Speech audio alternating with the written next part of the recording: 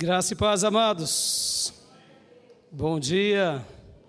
Deus seja louvado. Quero dar as boas-vindas aos irmãos e irmãs que estão conosco, aqueles que nos visitam pela primeira vez, pelas demais vezes, por aqueles que estão conosco também nas redes sociais. Você é muito bem-vindo. Que momento maravilhoso, amém? Glória a Deus. Deus seja louvado. Eu quero convidar meus irmãos a abrirem suas Bíblias em Gálatas. Epístola de Paulo aos Gálatas. Glória a Deus, que manhã maravilhosa. Deus seja louvado. Epístola de Paulo aos Gálatas, nós temos trabalhado sobre um tema geral. O tema é as marcas de um discípulo. Desde quando eu comecei a falar sobre esse assunto, eu venho trabalhando muito sobre esse tema, que é o tema geral. Será que temos marcas de um verdadeiro discípulo? Lembrando que discípulo remete a pelo menos duas ideias. A primeira ideia é que somos alunos e que temos um mestre. Amém? Você é aluno de Jesus? Aluna de Jesus, Ele é o nosso mestre por excelência.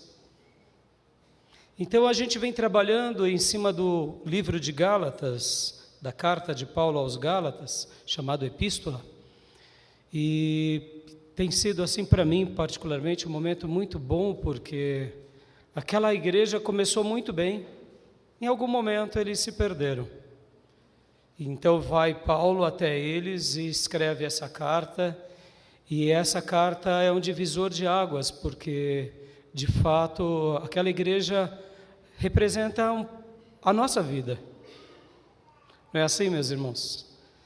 Quantos são aqueles que desfrutam do primeiro amor e depois de 2 anos, 5 anos, já voltam a viver uma vida talvez não tão zelosa, no começo fervorosos, cantavam hinos com paixão, e depois vão se acostumando com a vida da igreja, aí vão trabalhando na igreja, e quando vai ver, a igreja passa a fazer parte da nossa vida, e aí a gente olha para o novo convertido e diz assim, eu já fui um dia assim, eu já fui assim, eu já fui desse jeito. Mas até nisso é bem interessante, porque a história ela se repete. Ela se repete, ora como igreja local, ora como indivíduo. E é por isso que a gente tem esse livro sagrado, que é para a gente nunca se esquecer das lições de Deus. Nunca se esquecer do que Deus tem para nós. E essa carta ela é maravilhosa, porque Paulo aqui, ele usa da autoridade do Espírito Santo e ele traz de volta aquela igreja que não era apenas uma igreja local. Era uma igreja local numa região, mas muitas casas que se reuniam na Galácia. E aí Paulo escreve uma única carta e aquela igreja volta de novo ao primeiro amor. Amém, meus irmãos? Então, você tem sido um discípulo, você tem tido um mestre, você é apaixonado pelo seu mestre, você é apaixonado pelas lições do seu mestre, você está sempre repensando sobre essas questões do seu papel, porque essas são perguntas que devem nos acompanhar para sempre. E hoje eu quero falar aqui com os meus irmãos, e antes de orarmos, o título da minha mensagem é Imputado ou Creditado, Justificado e Graça.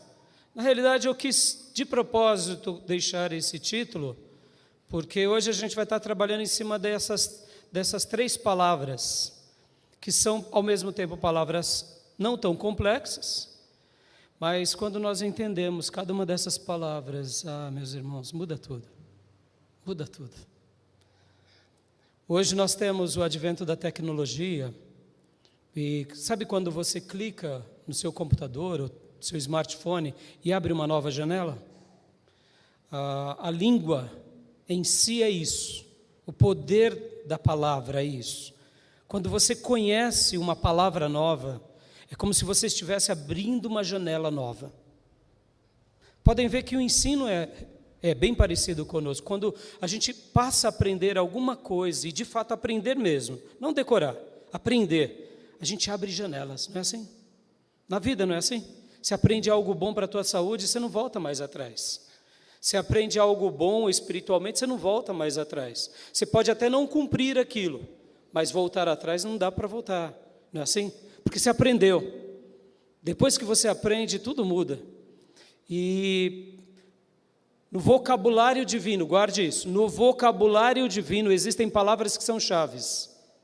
E Deus fez questão de deixar no vocabulário divino essas palavras para introjetar dentro de nós a riqueza daquilo que Ele fez por nós. Porque dizer assim, Deus nos ama, isso é um fato. Deus nos perdoa, isso é um fato. Mas entender o amor de Deus, entender o perdão de Deus, entender a graça de Deus, muda tudo. Muda tudo. Então hoje eu não tenho dúvida que a gente vai passear aqui no livro de Gálatas e em outras passagens, e o seu coração vai ficar muito feliz por causa dessas palavras e principalmente do vocabulário divino, ou seja, Deus deixou de propósito para nós, para que a gente nunca se esqueça dessas palavras. Amém, meus irmãos? Vamos ler então aqui, Gálatas capítulo de número 3, versículo de número 6, porque vai ser esse o versículo pelo qual estará fundamentado aqui a minha mensagem. Todos acharam?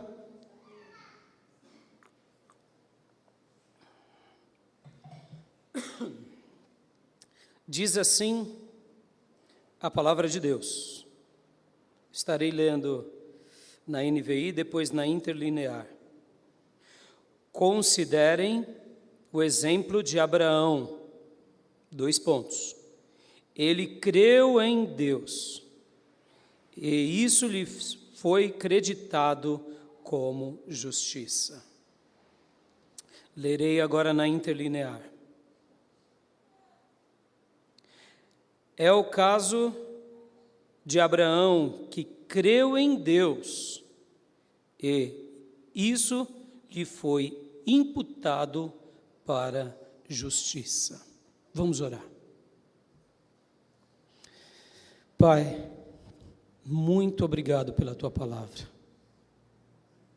Muito obrigado pelo Teu projeto, que é o projeto do reino de Deus entre nós.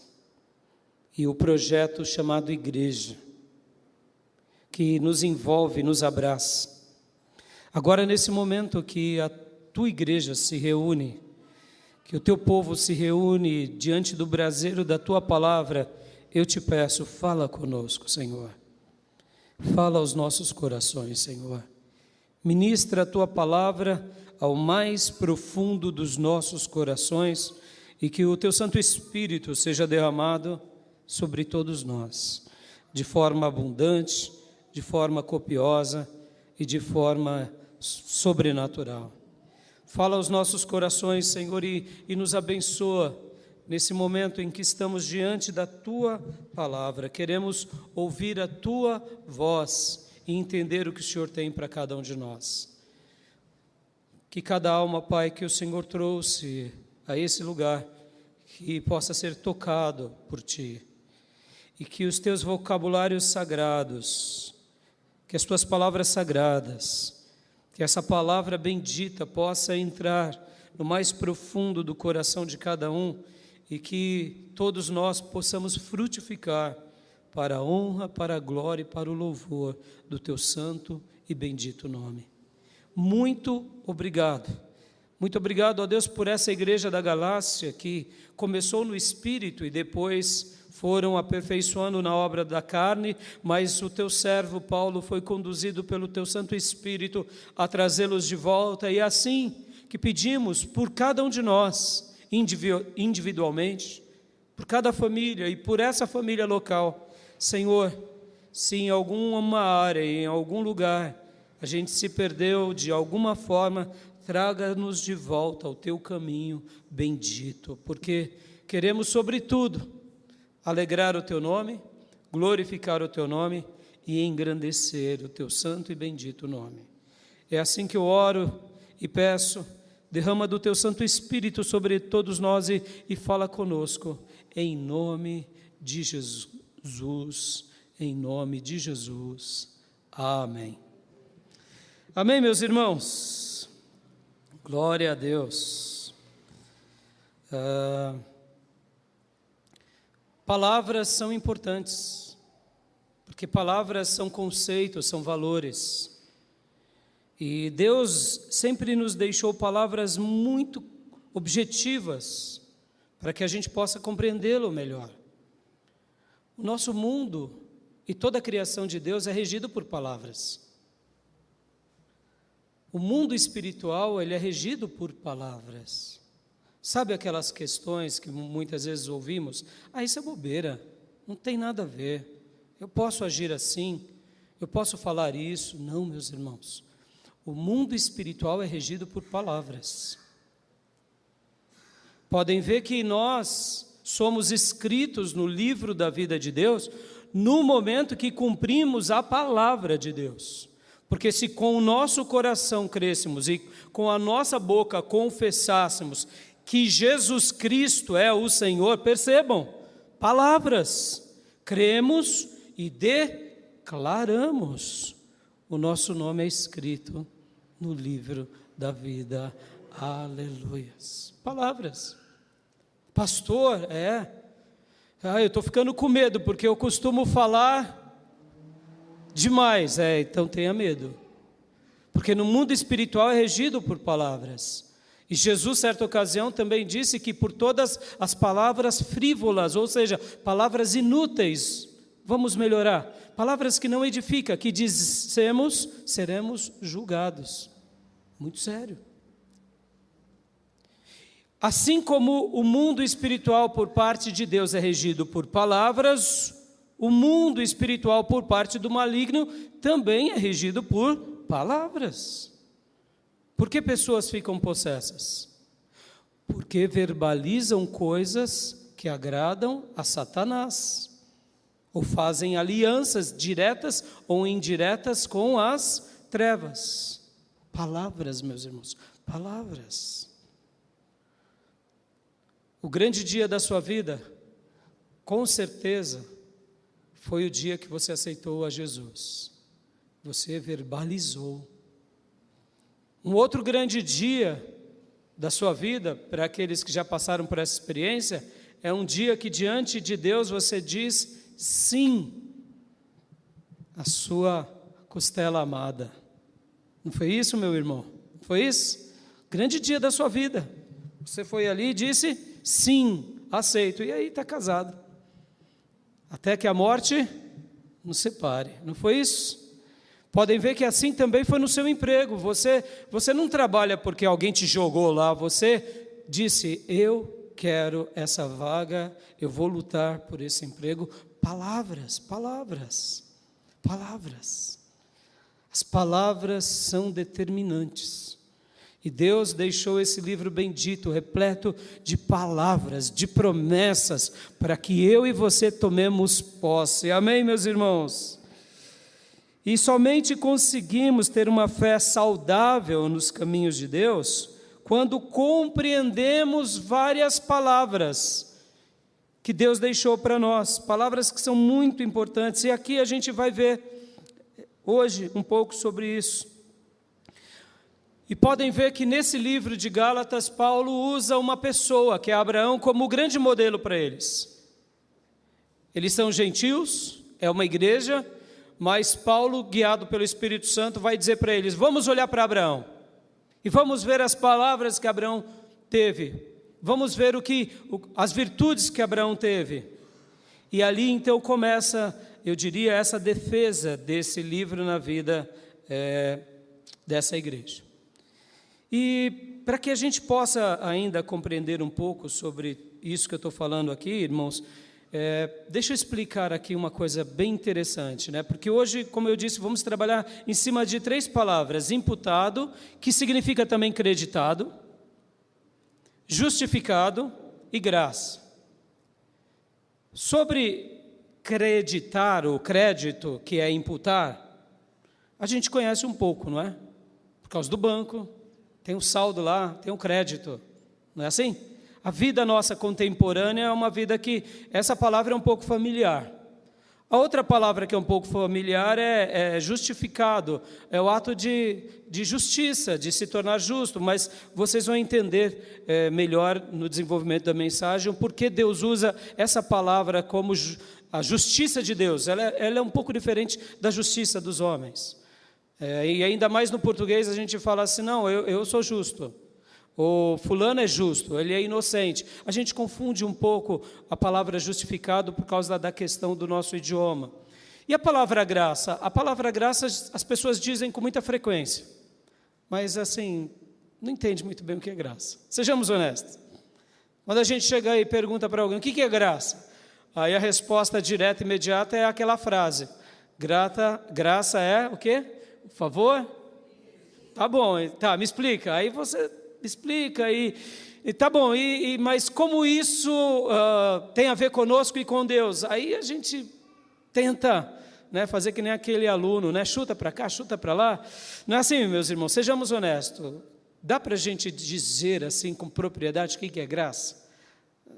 É um pouco mais difícil, porque até mesmo no nosso idioma, deixa eu dar uma explicação interessante aqui para vocês. A Bíblia ela foi escrita em hebraico, algumas porções em aramaico e no grego.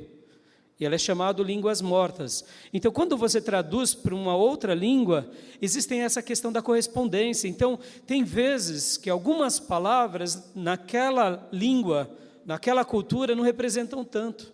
Quer ver um exemplo? Quando nós dizemos, Jesus Cristo é o Senhor. No idioma do português, principalmente para nós brasileiros, não representa muito essa expressão. Ele é o Senhor, tá bom. Ele é o Senhor, mas eu conheço o senhor Manuel lá da padaria. Então, Jesus Cristo é o Senhor, que nem o senhor Manuel. Mas já na língua inglesa tem uma diferença. Porque lá na língua inglesa tem os senhores que são lords, que são reis, e os senhores que são comuns. Então, no inglês, quando é feita a tradução, Jesus Cristo é o Senhor, é usado o mesmo termo da realeza. Aí mudou tudo.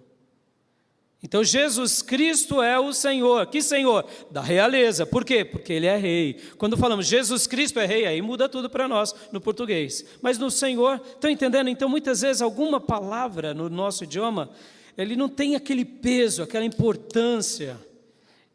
Então, percebam que aqui a palavra graça, né? No português, graça. Graça pode ser um nome, graça pode ser um entendimento com relação a, por exemplo, e geralmente a gente até associa a graça a algo engraçado, a gracinha, a graça para nós, tirando o termo religioso, não tem um peso muito grande. Eu fui agraciado por Deus, é como se eu fui abençoado, não é assim? A expressão graça no português é como eu fui abençoado. Mas vem cá, hoje, quando você acordou, você já foi abençoado? Foi. Você tem sido abençoado? Tem. Deus abençoa justos e injustos? Abençoa. A chuva cai sobre todos? Cai sobre todos. Perceba? Então, para nós, graça e abençoado parece a mesma coisa, não é? Mas, na realidade, o termo graça, ele é muito diferente. Então, a gente vai até começar pelo mais difícil para ir para o mais fácil. Vamos começar explicando o que é graça. É claro que essa definição teológica, que é um favor imerecido de Deus a nós, ou seja, nós não merecemos, mas ele tem uma complexidade maior. O que é graça? E o que essa igreja tinha se esquecido? E o que nós nos esquecemos o tempo todo? Nós nos esquecemos da graça. Nós nos esquecemos da graça. E essa graça, ela tem algo a nos ensinar, e eu gostaria de que você visse que o livro de Gálatas, por várias vezes aqui, você vai notar que Paulo fala da graça. Quer ver? Abra comigo em Gálatas 1:3. Olha só. Paulo, como é um dos maiores escritores do Novo Testamento, ele vai usar muito esse termo graça, assim como Pedro e os demais apóstolos. E podem ver que até mesmo graça é um cumprimento, não é assim? Graça e paz do nosso Senhor Jesus. Mas pode ver que virou quase que um mantra de cumprimento para o crente, não é assim? Graça e paz, irmão. Mas a gente nem expressa o que isso realmente significa, né? A gente cumpre uma tabela, graça e paz, ou como falam os nossos irmãos, demais irmãos, a paz do Senhor. Outros fazem paz do Senhor, paz do Senhor. Tipo assim, cumprimentou o irmão, paz do Senhor. Mas qual é a intenção do cumprimento bíblico?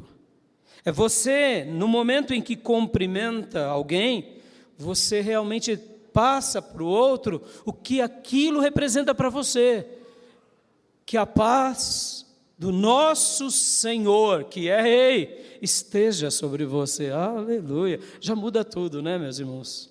Porque quando eu falo dessa forma, já estou desejando que a paz que está em mim abunde sobre você. E Paulo, ele tinha um cumprimento que começava com graça. Podem ver que aqui no versículo de número 3 do capítulo 1, olha só, ou melhor, 1:3, diz assim: a vocês graça e paz da parte de nosso Deus e Pai e do Senhor Jesus Cristo. Paulo já começa falando para aquela igreja: olha a igreja, que a graça de Deus, essa graça que Deus derramou sobre nós e a paz dele venha sobre todos vocês. Amém, meus irmãos? Você quer essa paz e essa graça sobre você? Glória a Deus. Isso não é só um cumprimento, não é só cumprir tabela. Paulo aqui está dizendo: essa graça que está sobre mim, essa graça que me transformou, e essa paz que excede todo entendimento, que agora repouse sobre vocês, igreja dos Gálatas, porque vocês estão se mordendo e se agredindo, vocês estão brigando, vocês começaram no Espírito e agora estão na carne. Perceba, precisamos da graça de Deus, precisamos da paz. E quando a gente começa a ver o que é graça no original, meus irmãos, a graça, além de ser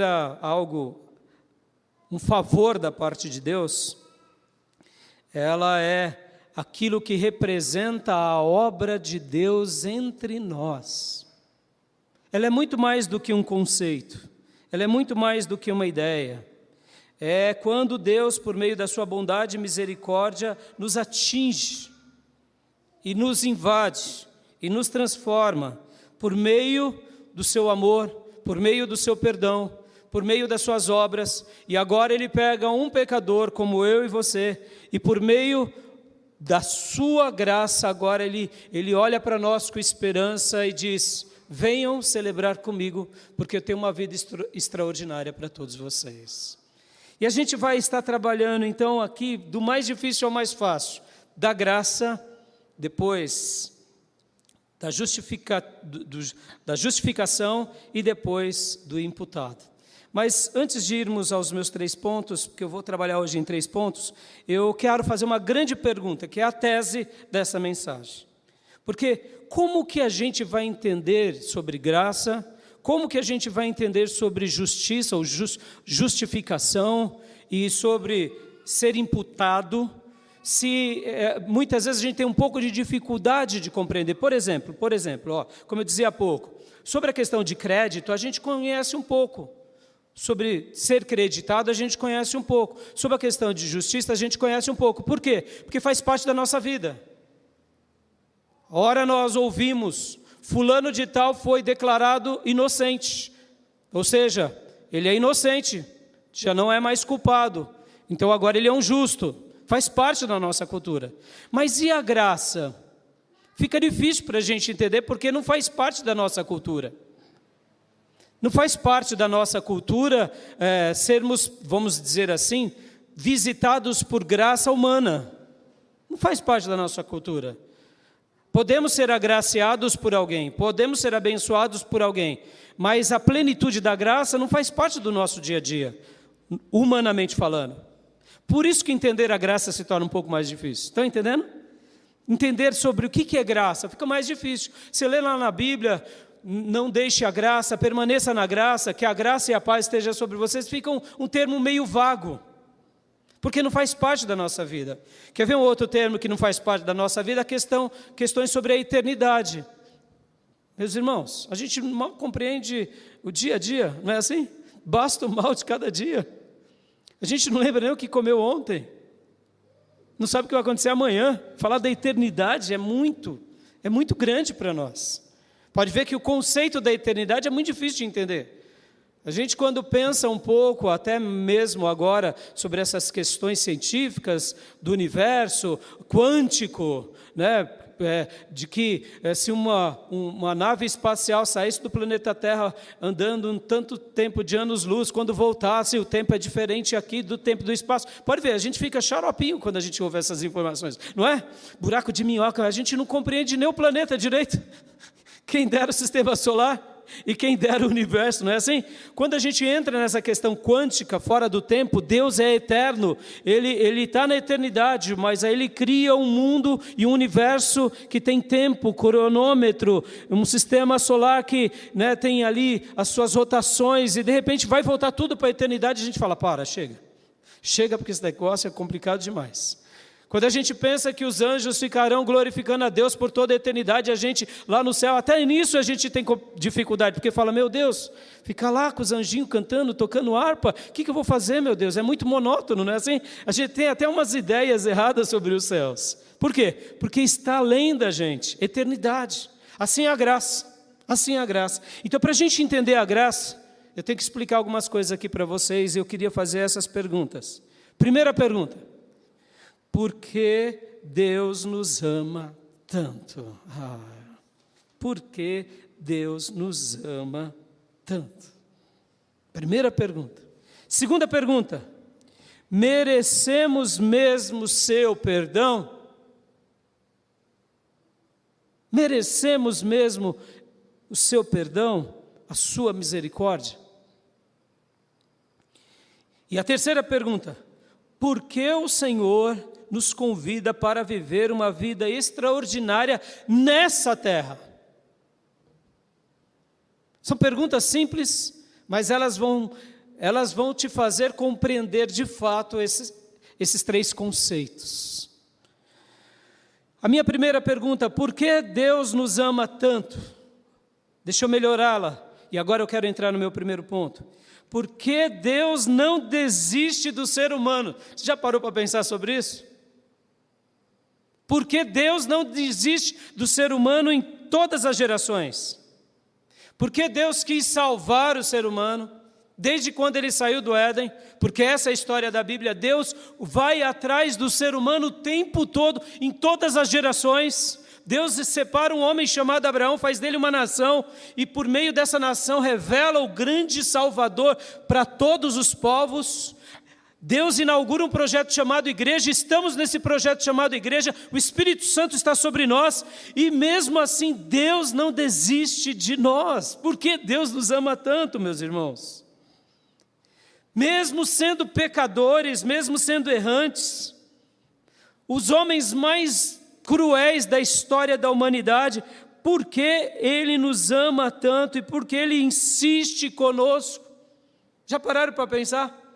Está pensando agora? Qual é o plano que Deus tem com a humanidade? Qual é o plano que Deus tem conosco? Porque quando a gente olha para o passado, a gente diz, se eu fosse Deus, eu tinha destruído tudo. Não é assim? A gente não consegue nem ser Deus. Porque se a gente fosse Deus, por um dia não teria mundo, não é verdade? Porque Deus é diferente da gente, percebam? Porque Deus nos ama tanto. E qual é o plano que Ele tem para conosco? E qual é o grande propósito de Deus com tudo isso? Não tenho dúvida que o teu coração já está respondendo assim, a sua mente agora. Pastor, eu quero acreditar que é porque Deus nos ama. Amém, meus irmãos? Ele nos ama. E Ele nos ama tanto. Ele nos ama tanto que nunca existiu ninguém na história da criação, existe ou existirá, que o amor dele não seja derramado sobre essa alma. Posso ouvir glórias a Deus? Não é verdade, meus irmãos? A gente não serve para ser Deus. A gente é mal um discípulo, e mal é mal um profeta. Ele é Deus de amor. que nos ama, e nos ama, e nos ama, e louvado seja Deus. E o seu propósito e o seu grande plano foi, é e será sempre amar o seu filho ou toda a sua criação. Aleluias! Quando a gente vê para o mundo que a gente está vivendo, as pessoas tão cruéis, tão brutas, insensíveis, assassinas, pervertidas, e a gente falaria: Senhor, vem logo, Jesus, destrói, manda um raio, faz que nem o Senhor fez com o samaritano. Jesus, vem, arrebata a sua igreja e me tira dessa Babilônia. Não é assim, meus irmãos? Porque realmente é um mundo perdido, mas eu quero te dizer que Deus não vê assim. Deus, Ele ama, Ele ama. Ele ama russos, Ele ama ucranianos, Ele ama árabes, Ele ama judeus, Ele ama ocidentais e Ele ama orientais, Ele ama ferrazenses, Ele ama brasileiros, Ele ama socialistas, Ele ama aqueles que são de direita, Ele ama, aleluias. Então, qual foi a primeira pergunta que eu fiz para vocês? Por que Deus nos ama tanto? Percebam que quando a gente entende que Ele nos ama porque Ele escolheu amar e porque Ele escolheu nos salvar, porque Ele escolheu nos redimir, percebam que quando eu chego a essa conclusão e compreendo um pouco o seu amor e olho para Ele, para a obra que Ele fez, isso é a graça, isso é a graça, compreendeu? Compreender do amor de Deus e entender da obra em amor de Deus por nós, é começar a caminhar nos caminhos da graça, porque somente conseguimos entender um pouco sobre a graça quando compreendemos mais sobre o amor. Que amor? O nosso amor? Não. Por isso que aprender sobre graça é difícil, porque nós nos amamos geralmente debaixo de condição. Eu amo se me amam. E se não me amam mais, eu não amo mais. Não é assim? Mas Deus não, Deus continua amando. Por isso que entender da graça é difícil. Porque a gente tenta viver o que Deus sente, mas a gente não é Deus, a gente não consegue amar o tempo todo. Podem ver que Jesus foi traído por Judas. E ainda Jesus olha para Judas e chama amigo. Aleluia. Mesmo quem o trai, mesmo quem vira a face, Deus continua amando, aleluias. Até o último sussurro, o último respiro, Deus continua derramando o amor dele sobre aquela alma, aleluia. A alma mais vil, mais pecadora, mais devassa, Deus continua amando. E quando eu entendo do amor dele, ou pelo menos mesmo que eu não compreenda esse amor intenso, eu começo então a entender um pouco o que significa graça. Por isso que a definição de favor imerecido, ela acaba se coadunando conosco. Por quê? Porque é como se realmente não merecêssemos nada, mas Deus olha para você e diz: meu filho, minha filha, eu te amo. E é por isso que eu derramo sobre você a minha graça. Aleluias. E essa igreja aqui tinha perdido essa dimensão da graça. Essa igreja aqui tinha perdido, porque qual foi o grande problema dessa igreja? Eles começaram agora a pegar a graça de Deus e começaram a pôr uma roupagem da religião, voltando às velhas práticas do judaísmo. A gente não é assim, meus irmãos? A gente não é assim?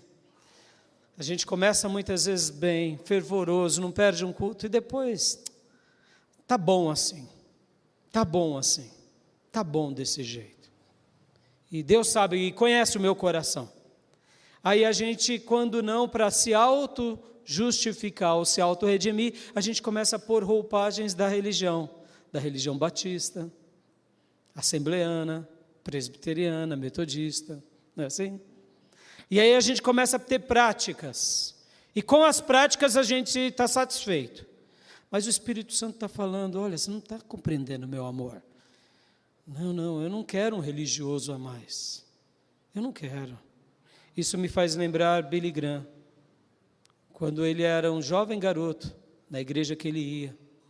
O pastor pregava e ele não via a hora do culto acabar. O pastor pregava 15 minutos e não via a hora dele acabar.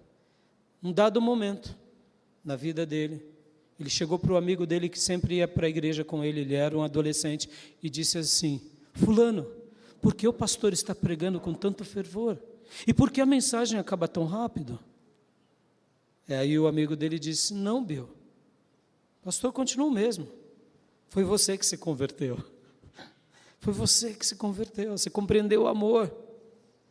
Foi você que se compreendeu. Quando a gente compreende o amor, compreende a graça, a gente não quer sair de perto de Deus.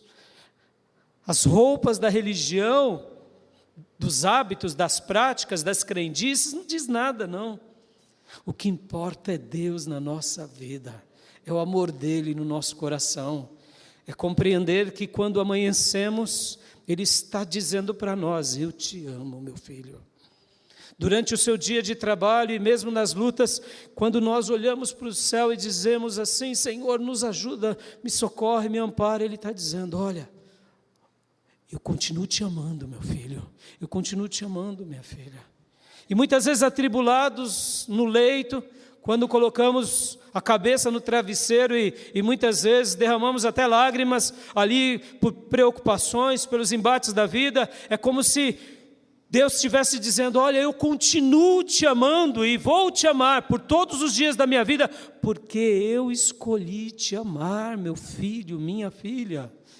Aleluia! Quando a gente entende isso e quando a gente se agarra nesse amor, a gente está na graça, e quem está na graça não deve nada para ninguém, a não ser para o nosso amado Mestre. Aleluias! Essa igreja tinha começado muito bem, mas ela saiu da graça, ela começou a ir para o legalismo. E é por isso que Paulo usa agora a figura de linguagem de um homem que aprendeu a amar a Deus e simplesmente amou até o final da sua vida, que foi Abraão. A grande pergunta que eu te digo é: você tem compreendido do amor de Deus? Se sim, maravilha. Se não, mergulhe na Bíblia e entenda o que Deus tem para a sua vida com relação a esse grande tema, porque Ele te ama, Ele te ama. Quantas são as vezes, irmãos, que eu estou no meu gabinete pastoral, que eu estou dando um aconselhamento, e as pessoas, elas não se sentem merecedoras do amor. Eu quero te dizer, Deus escolheu te amar. Não duvide do amor dEle por você. Não duvide. Talvez a vida te surrou, as trevas te abusou, ou mesmo você escolheu errado, porque nós escolhemos amar errado.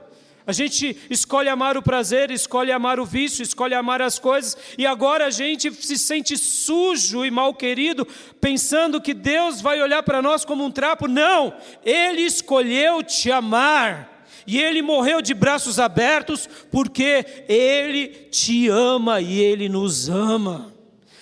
Não há um filho pródigo que não seja amado. Não há um errante que não seja amado. Não há ninguém nessa vida que já existiu, existe ou existirá, que Deus não ame.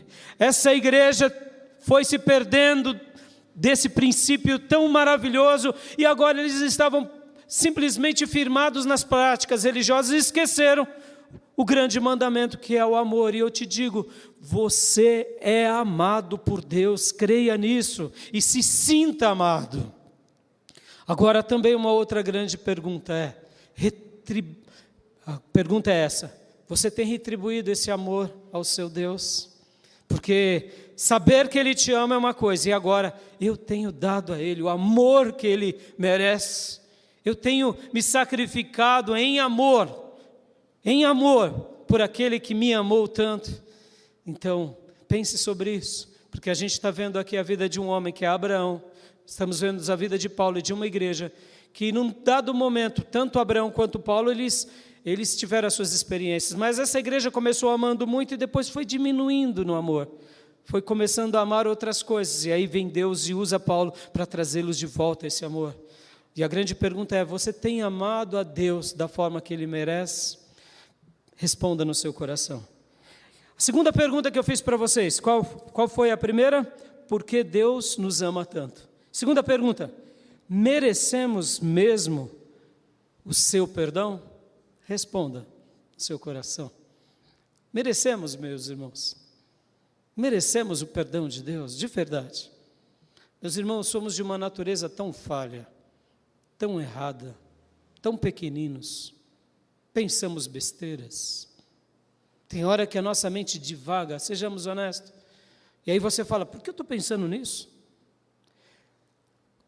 Quando você cai em si e para esse pensamento num primeiro momento, maravilhoso. E quando a gente se delicia num pensamento, por exemplo, de vingança, bem feito que fulano quebrou a cara.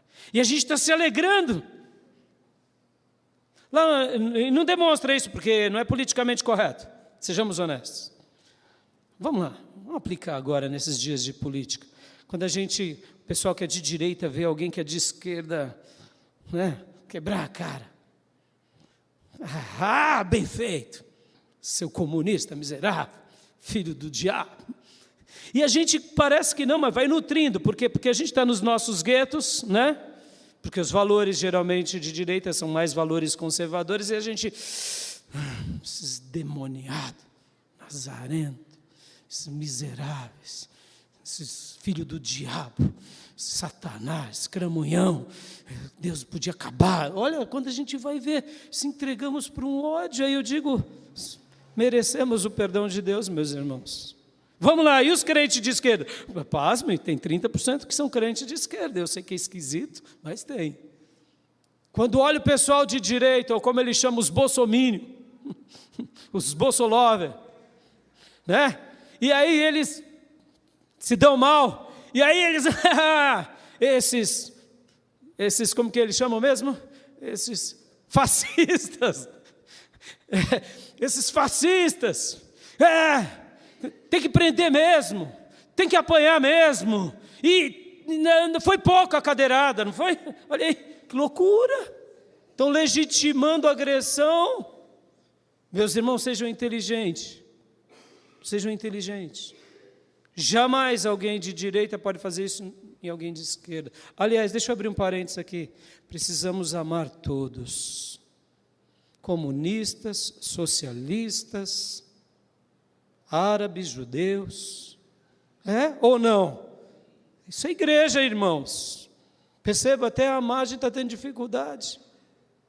Por quê? Porque hoje é comum a briga, a intolerância. Tem um pastor que eu conheço muito lá de Brasília, que ele pastoreia lá em Brasília, imagina a dificuldade, ele chegou, certa ocasião, e falou, e aí, vamos parar de ser bobo? Aqui dentro da igreja, um palco de guerra dentro da igreja, meus irmãos. Se dentro da igreja está um palco de guerra, imagina fora. Se é um lugar que a gente é treinado em amar, se é um lugar que a gente é treinado em perdoar, se é um lugar que a gente é treinado em ter misericórdia, e o pau comendo, e o pastor tem que chamar a atenção, vamos parar com isso, gente. Igreja dividida, por causa de política. Percebam, meus irmãos, merecemos o perdão de Deus, merecemos a misericórdia de Deus, sejamos honestos, irmãos, merecemos. Quantas coisas erradas fizemos na nossa vida, quantas vezes pensamos errado, quantas vezes desejamos errado, quantas vezes cometemos tantas coisas, e eu sei que a gente não merece, não é verdade? E aqui eu quero melhorar aqui essa pergunta e ir um pouco além aqui. Como pode Deus nos perdoar tanto, mesmo sem merecermos? Como pode Deus olhar para pessoas tão falhas, tão mesquinhas, tão avarentas, tão gananciosas, e ainda assim falar, eu estou disposto a te perdoar? Deixa eu falar daqui de um pecado que a igreja tem passado nesses últimos 30, 40 anos. Deus prosperou a igreja brasileira, principalmente nós protestantes. E podem ver, protestante virou agora o evangélico, vamos dizer assim, porque é uma diferença entre os protestantes e os evangélicos. Os evangélicos viraram vaidosos, superstar, prósperos, que agora Deus é comigo. E você que não é próspero é miserável, filho do diabo. Pode ver que muitas dessas igrejas que pregam a prosperidade, quando o irmão vai dar um testemunho, eu já vi isso, com os meus olhos, como diz que a terra há de comer, que o irmão foi lá dar um testemunho que conseguiu comprar um Fusca, o pastor pegou o microfone e falou, isso daí não foi bênção de Deus, isso foi do diabo. Porque se você é filho de Deus, você ganha um carro zero. Não é Fusca, não. Olha que aberração, meus irmãos. Que loucura. E tem um monte de crente assim. Não. Eu me lembro que um dia eu saí de uma igreja, eu fui num culto de jovens, e enquanto saímos daquela igreja, uma igreja grande e tal, e ali os irmãos viram um carro zero. Imagina agora um carro zero que saiu agora, que você deseja. E vários crentes passavam pelo carro e falavam, eu profetizo um desse na minha vida. Pouco depois, tinha vários mendigos na calçada, e eles não diziam, eu profetizo que Jesus vai te livrar dessa vida miserável. Falava para o carro, mas não falava para o mendigo, e aquilo me chocou. Por isso que eu não voltei mais para aquela igreja e não participo mais daquele grupo. Porque eu falei, um monte de soberbos, de presunçosos, de materialistas. A matéria é boa, o dinheiro é bom, claro que é, mas na hora que eu ponho o meu coração naquilo, vira uma praga. Meus irmãos, percebam, é um pecado nosso. A igreja, Deus prosperou a igreja e agora a gente está construindo o que? As nossas emissoras de TV, edificando emissora, como que é? Emissora, né? Isso. Rádio, TV, prédios, tudo nosso, porque a gente é próximo. Meu irmão, se Deus nos enriquece, é para a gente poder gerar bênção na vida daquele que é pobre, daquele que é fraco. Amém, meus irmãos? O que é o socialismo, meus irmãos? O socialismo é quase uma ideologia sem Cristo. Eles erraram feio, o comunismo. Eles querem fazer a partilha de tudo sem Cristo. Por isso que eles viram o Deus deles próprios. Irmãos, o que é ser um cristão? É ter generosidade, é olhar para aquele que sofre. Meus irmãos, a quantidade de favelas que tem no nosso país, nós somos muito fracos, nós somos muito miseráveis. Somos pródigos, meus irmãos. Deus nos abençoe e a gente gasta como se não tivesse fundo. Merecemos o perdão de Deus? Merecemos, sejamos honestos? Não.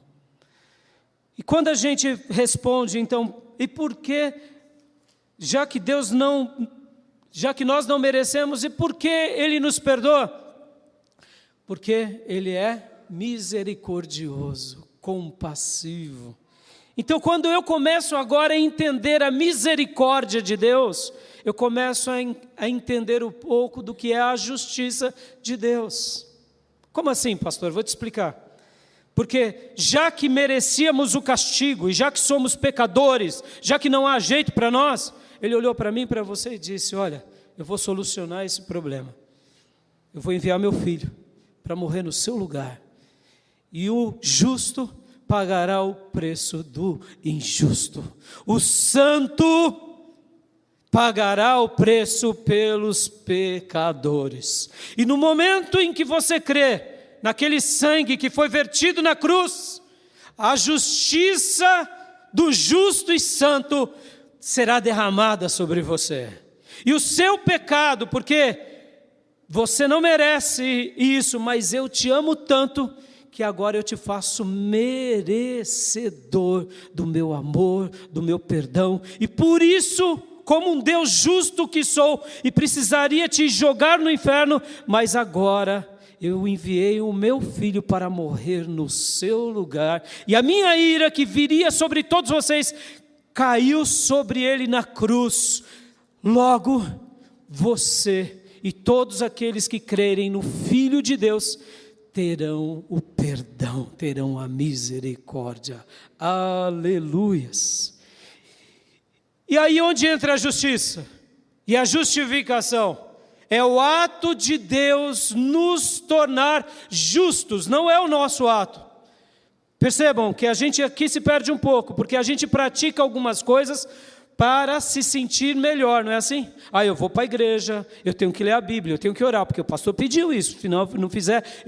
a gente tenta ter passos de justiça, não, passos de justiça, comportamentos de justiça é outra coisa. A justificação é um ato passivo nosso, a gente não faz nada para merecer. mas é um ato ativo de Deus. Ele te faz ser justo em Cristo Jesus. Por isso que quando somos justificados em Cristo, não temos mais nenhuma condenação. Aleluias! Essa igreja tinha se esquecido disso, porque eles começaram agora a praticar atos para se auto-justificar. E aí a gente se perde um pouco nisso, mas eu quero te dizer, meus irmãos, olhe hoje para o seguinte princípio. O que é a justificação em Cristo? É o ato dele te declarar justo. É o ato de Deus te declarar justa. Você não merece isso, nem eu, mas ele realizou essa obra na sua vida por causa do sangue de Jesus na cruz. Amém, meus irmãos? Você crê na morte de Jesus, que Ele morreu para te perdoar? Então você foi justificado e sobre você não há mais condenação. Para eu aplicar aqui esse segundo ponto, para a gente ir para o terceiro ponto, presta bastante atenção. Nós mudamos totalmente? Não, mudamos no coração e na mente, não foi isso? Nascemos de novo, mas a gente não continua errando? Sejamos honestos. Não erramos mais como antes, mas agora erramos, e por isso temos o quê? O perdão dele para nós hoje. Ora, e como Deus Santo olha para mim e para você e recebe a nossa vida? É porque quando Deus nos olha, olha que coisa linda, quando Deus nos olha do céu, Ele nos vê através do sangue de Jesus. Ele nos vê através de Jesus. O que Jesus fez por nós na cruz não foi uma morte substitutiva. O que Ele realizou na cruz não foi nos comprar, nos redimir, nos expiar, nos perdoar. Então, faça essa seguinte leitura. Quando Deus Pai te olha, antes de Ele te ver, Ele vê Jesus entre Ele e você. Você está debaixo desse guarda-chuva bendito chamado Jesus. Por isso que Ele te vê como um justo. Posso ouvir? Glórias a Deus, meus irmãos. Isso é maravilhoso. Essa igreja tinha perdido esse princípio. E aí, por quê? Porque a gente é assim, a gente é falho. Pode ver, quantas são as vezes que a gente se sente culpado. E por se sentir culpado, a gente precisa correr atrás de algumas coisas. Não é assim? Se alguém olha para nós e diz, fizeram macumba. Ai, meu Deus do céu, fizeram macumba. O que eu preciso fazer? Não, vai em tal lugar e pede a oração do fulano. Ai, não preciso porque... peraí. E a justificação de Deus? Então perdeu o poder? Então sobre o servo de Deus tem encantamento? Não. Perceba, nossa mente ela é falha, a gente tem hora que passa a acreditar em besteiras, e quando eu começo a acreditar em besteiras, eu perco o quê? O melhor de Deus para mim. Então Deus na cruz, Ele nos redimiu, Ele nos resgatou, Ele nos perdoou, mesmo sem merecêssemos. Por isso que Ele morre de braços abertos, Jesus, para quê? Para sempre externar para todos nós o quê? O seu perdão, a sua graça, para quê? Para que você e eu entendamos o quê? O que é ser perdoado e o que é se tornar justo. Meu irmão, diante de Deus, no seu particular, agradeça a Deus por Ele ter te tornado justo, não pelos seus atos de justiça ou autojustiça, mas pela justiça de Deus por meio de Jesus. Amém, meus irmãos? E a terceira pergunta que eu tinha feito para vocês: e por que o Senhor nos convida para uma grande aventura nessa terra? Uma vida extraordinária nessa terra? Ora, em primeiro lugar, a gente não merece o amor, a gente não merece o perdão, mas Ele escolhe te amar e me amar. Ele escolhe te perdoar e me perdoar. Ele escolhe te fazer ser justo, não porque somos melhores do que ninguém, mas porque cremos no Filho de Deus, ou seja, cremos no grande presente de Deus. E agora, por que Deus nos separa, como foi Abraão, para uma grande aventura? Pare e pense. Deus disse para Abraão, sai da tua terra e vai para um lugar que eu vou te mostrar. e vou te fazer pai de muitas nações. E todos que te abençoarem serão abençoados, e todos que te amaldiçoarem serão amaldiçoados. Essa promessa tem 4.000 anos. E hoje estamos aqui, e somos pela fé, filhos de Abraão. Posso ouvir glórias a Deus, meus irmãos? Aleluia!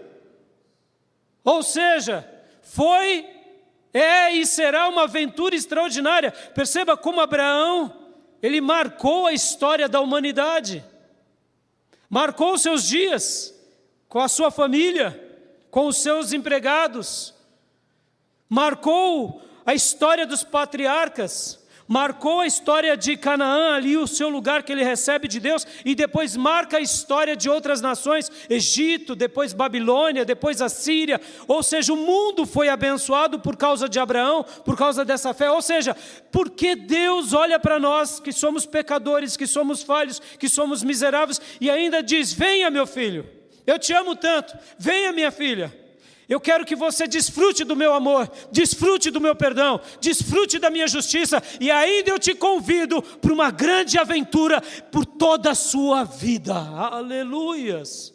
O que é isso senão o quê? O que Abraão teve, que é fé. Podem ver que ele creu em Deus, e isso lhe foi creditado, ou seja, imputado como justiça. Quando a gente pensa na fé, eu tenho fé, meu irmão, não é somente um sentimento, não é somente uma ideia, é uma base que está fundamentada dentro da justiça de Deus e do crédito de Deus. Pode ver, Abraão creu em Deus e isso lhe foi creditado como justiça, ou imputado. Vamos, para eu concluir aqui o meu último ponto. Por que Deus nos chama para essa grande aventura? Porque Ele quer mostrar o mundo sobrenatural que virá lá na frente, de glória, de esplendor, hoje aqui na nossa vida. Por isso, meu irmão, tenha uma vida cristã, sempre esperando algo extraordinário. Sim, e aqui eu não estou falando extraordinário apenas nas coisas dos bobinhos que remetem à ideia de coisas materiais. Isso virá, meus irmãos, isso virá. A prosperidade virá. Descanse em Deus. Você nunca te faltará o pão de cada dia, se você é filho. Aonde você pôr a planta dos seus pés ou tocar, você será abençoado. É promessa de Deus. Mas eu quero te falar o extraordinário que começa dentro do nosso coração, de olhar a vida com esperança, de olhar que o mundo tem jeito em Cristo, de olhar que o perdão de Deus é real na sua vida, de saber que Deus pode mudar os seus sentimentos, pode mudar a sua natureza, pode mudar os seus parentes, pode fazer com que o pecado seja impedido na nossa nação de uma forma maior. Sim, olhar a vida com esperança. O mundo caminha para a destruição, isso é uma verdade, mas nós, filhos de Deus, expandimos o quê? O reino de Deus, o governo dele, e tudo que é de Deus é bom, é perfeito, é agradável, é extraordinário para essa vida e por vir. Deus tem o melhor para a nossa vida, meus irmãos. Deus pode te usar na terra, você pode ser vaso de Deus entre os homens, Deus pode mudar todas as circunstâncias. Por quê? Porque é Ele que trabalhará na sua e na minha vida. Foi isso que Ele fez com Abraão. Foi isso que Ele estava querendo dizer para essa igreja da Galácia. Olhem para Abraão, tenham essa fé e aprendam o que é ter o crédito de Deus, o que é ter as dádivas de Deus, o que é ter essa possibilidade de ver o sobrenatural na nossa vida. Uma das coisas que eu tenho falado bastante no nosso seminário é que muitas vezes quando o irmão começa a destacar na igreja, a igreja cristã contemporânea está vivendo um princípio de tanta carnalidade, meus irmãos. Me permita esse desabafo. Hoje uma pessoa que ora um pouco mais, os outros olham e falam: é um pastor. Não, meus irmãos, é um crente que está orando. É um crente que está orando, filho. Só está orando. O irmão que separa-se mais para jejuar, começa a ter sonhos, começa a expulsar demônio, fala: olha, é um missionário que vai abalar. Não, meus irmãos, é um crente que está jejuando, filho. Está jejuando é assim mesmo, vê coisas sobrenaturais. O irmão começou a pregar bem, nossa, já é um profeta na nação. Não, meus irmãos, é um pregador. Perceba, a gente está nivelando a igreja tão baixo, porque a gente acha que igrejas, quando estão cheias, é porque já está uma bênção. Meus irmãos, hoje as igrejas, me entenda, filho, me entenda, nós não somos melhores do que ninguém. Virou o quê? Animadores de auditório, meus irmãos. Animadores de auditório. Meus irmãos, a igreja não é para isso. A igreja foi comprada com o sangue de Jesus. Havia um pastor que estava num dos maiores talk shows americanos. E ali aquele entrevistador que não é cristão falou assim: e lá na sua igreja, sobre as questões do inferno, uma das igrejas maiores dos Estados Unidos. Isso foi alguns anos atrás, essa entrevista. E ali o pastor disse: não, na nossa igreja nós não falamos do inferno. Aí o apresentador, que não era cristão, disse assim: mas como não? Não, o nosso povo trabalha duro a semana toda, sofre muito, estudam demais, e eles não podem chegar na igreja, que é um lugar onde eles vão para buscar uma boa palavra, e ouvir do inferno. E aí o apresentador ficou confuso, porque ele mesmo sendo um repórter e não cristão, ele sabe que isso é antagônico às mensagens de Jesus. Não se fala mais de inferno, não se fala mais de pecado, não se fala mais de santidade. Meus irmãos, é uma grande aventura, mas é a aventura de Deus na terra. É a aventura que expulsa o diabo, é a aventura em que mortifica a carne, é a aventura em que vê o poder de Deus sobre aqueles que se entregam a essa graça, a essa fé. Meus irmãos, Deus tem o melhor para nós, Deus tem o melhor. Então eu queria nesse último ponto te fazer refletir que quando Abraão ele tem essa fé, foi creditado, foi imputado, foi dado. Pense nisso, a minha fé que eu tenho em Deus, eu tenho um crédito diante dele, um crédito para ver o quê? Ver o sobrenatural no meu dia a dia. Então, viver de forma sobrenatural é o nosso normal, amém, meus irmãos? Vencer o pecado é o normal, expulsar o diabo é o normal, ver milagres de Deus é o normal. Pode ver até hoje os testemunhos, quando alguém é abençoado, a pessoa fica se vangloriando. Não, porque eu orei, eu busquei, eu fiz a campanha e Deus me ouviu. Você não, criatura. Não é mais ou menos assim? A gente põe a bênção como se fosse mérito nosso. Não, meus irmãos, nós não merecemos nada. Por isso que é graça, por isso que é amor, por isso que é misericórdia. Mas quando a gente se entrega a Ele, Ele faz do sobrenatural o normal para a nossa vida. Peça isso para Deus e podem ver que Abraão creu em Deus e isso lhe foi creditado, isso lhe foi dado como justiça, ou seja, você é justificado, não tem mais condenação, o diabo não tem mais poder sobre a sua vida, você pode descansar em Deus, descansar a sua consciência, você não precisa de práticas religiosas, porque o sangue de Jesus nos basta, aleluias. E eu queria orar agora, meus irmãos, eu gostaria muito de entrar aqui nos termos originais, mas depois pesquise um pouco sobre as palavras graça no original, caris, justificado, que também tem tanto no grego quanto no hebraico, e imputado, que tem tanto no grego quanto no hebraico. Vejam a riqueza dessas palavras. Por quê? Porque elas não são palavras apenas. Elas são bênçãos de Deus a cada filho e filha. Amém, meus irmãos?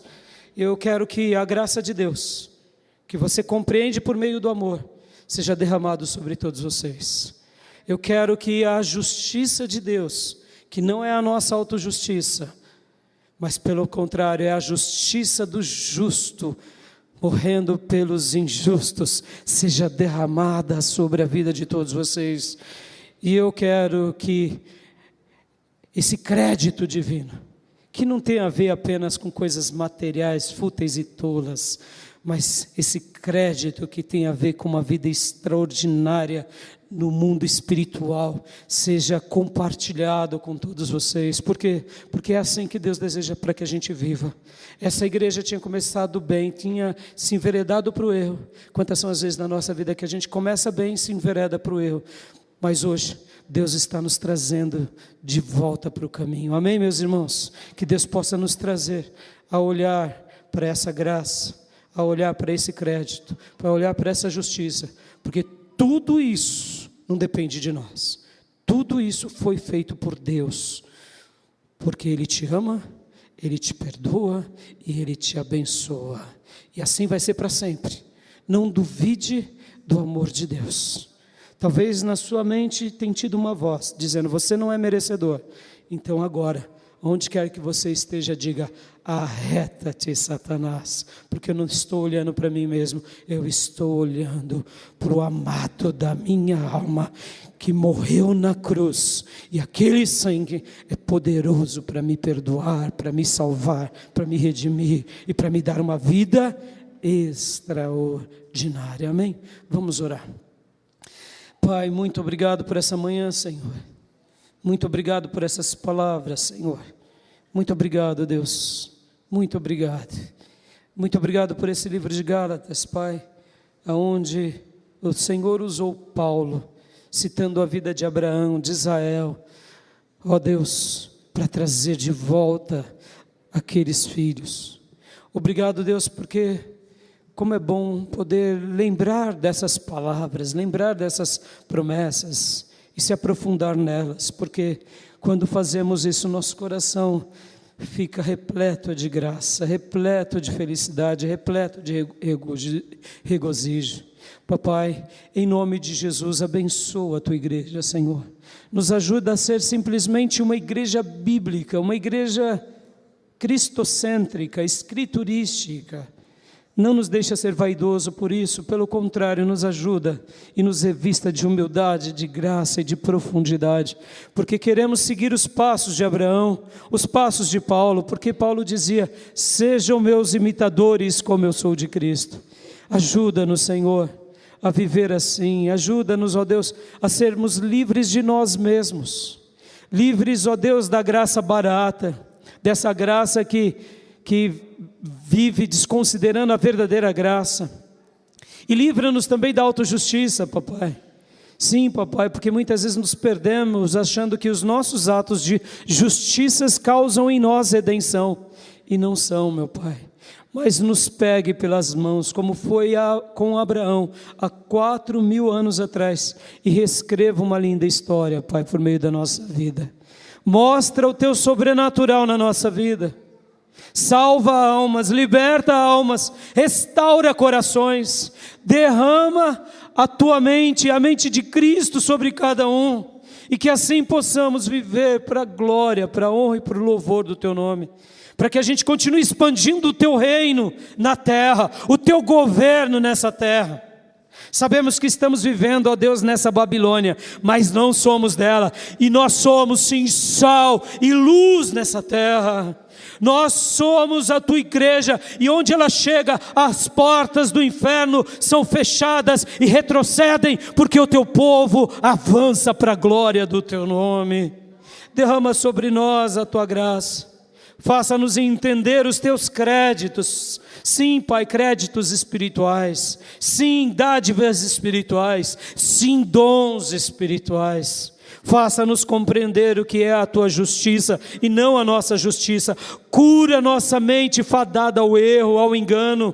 Cura nossa mente muitas vezes que não consegue nos auto-perdoar. E ó Deus, derrama cada dia mais e mais do teu amor sobre todos nós. E que possamos entender do teu amor para podermos assim então, papai, compreender melhor o que é a tua graça entre nós, em nome de Jesus. Amém.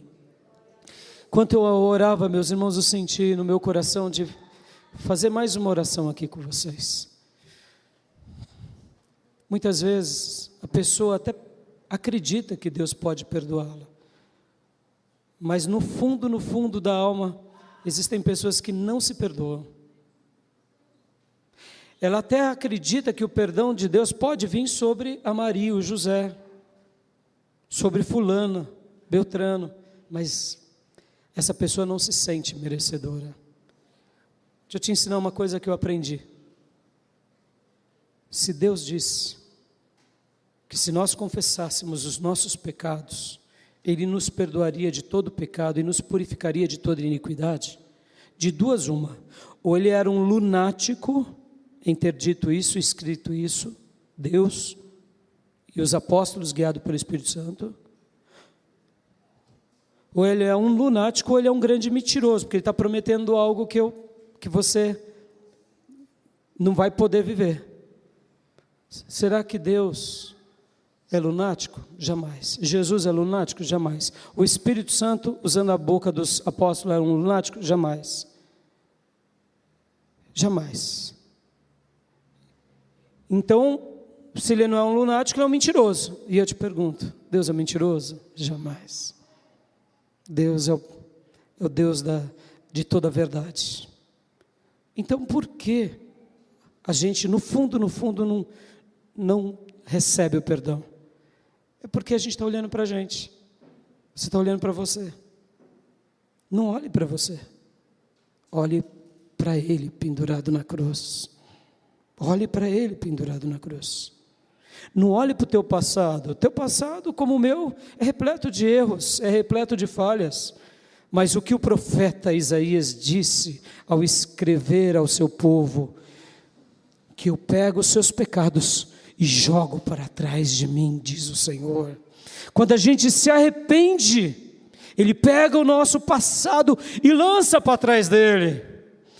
Então, hoje, em nome de Jesus, se aproprie do perdão. Se aproprie. Porque o perdão não depende de você, depende dele. E o que Ele fez? Ele escolheu te amar, Ele escolheu te perdoar, e Ele escolheu acreditar todas as bênçãos na sua vida por meio de Jesus. Creia nele, mergulhe nisso e se renda a Ele. Sabe, irmãos, eu sei que muitas vezes na nossa vida a gente vive esse princípio de eu não sou merecedor. Esqueça disso. Esqueça disso. Um pastor pregava para um rapaz na rua, e esse rapaz tinha cometido muitos deslizes e muitas coisas horrorosas. Ele vivia à margem, no lodo, à margem da sociedade, vivia, sabe, nos últimos degraus da sociedade. E ele dizia: não, pastor, não tem jeito, para mim não tem jeito. O pastor pregando e lendo o texto. De repente o pastor olha para a rua, e ele estava pregando na rua, e ali na calçada tinha uma moeda de R$1, em que os carros tinham passado por várias vezes sobre aquela moeda.